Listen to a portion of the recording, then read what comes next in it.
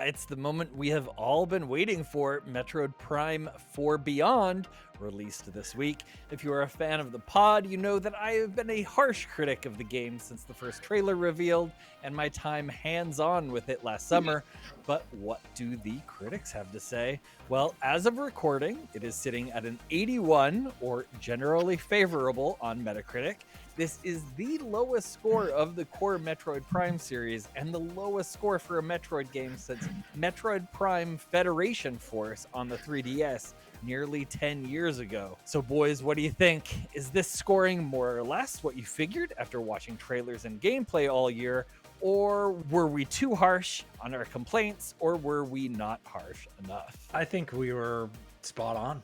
81, I'm not too surprised, but I mean, I think everyone did expect this game to be 100, like I did. Prime, to me, is like, this is the game that would sell consoles, people would be looking forward to. Any hardcore Switch user out there is gonna be like, I need to buy Metroid.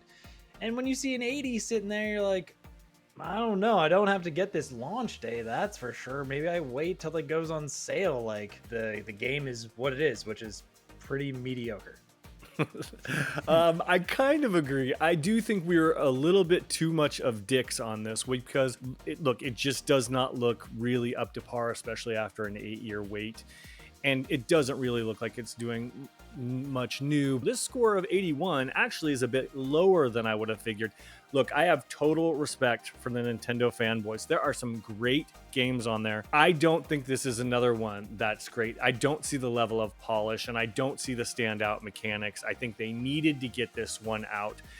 I think a score of 81 is kind of low for a Nintendo flagship franchise, but there's always going to be that core audience that's going to buy it. And look, God bless them. I hope they have a great time with this because the previous entries were really good, but this one just didn't look like it had done anything new. So for vets of the series, 81, sure. But this is your first time playing a Metroid, then I'm sure they're going to love it. And I know the fanboys are going to eat it up. So it's going to find its audience. And even if it's not for us, it is for some people. And we have to recognize. Yeah, I agree with Dan on this, that I'm surprised it is so low because so many people are really huge fans of the game and kind of look past a lot of faults that I, for one, not being a giant fan of the franchise, can easily see and point out and be like, listen, driving through that really desolate desert with what we'll talk about a little bit later, no music and just not looking good, like, that's not fun for me. But somebody who's a super big fan of the series, of that IP, might find that fun. So that's where I'm surprised at that it is so low. But I do hope people have fun with it. I will not be one of those people.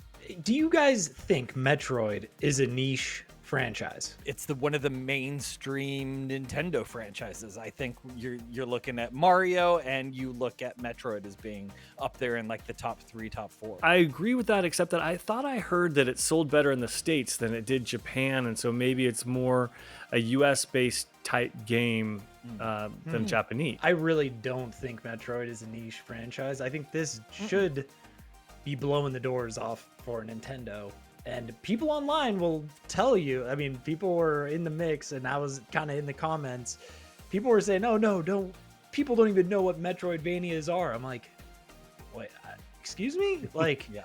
I don't know, man. I think Metroid it's been around for nearly 40 years. It's a pretty mainstream and flagship franchise for Nintendo. So I just think it's a much bigger title. Nintendo needed a home run right now, and it didn't hit like it should. Yeah, when you're using the name of your game as a description for other games, as in Metroidvania, it's a mainstream game. It's not a Good point. For sure. But it shows that there are just some blind audience members that are going to love this no matter what it looks like or how it plays.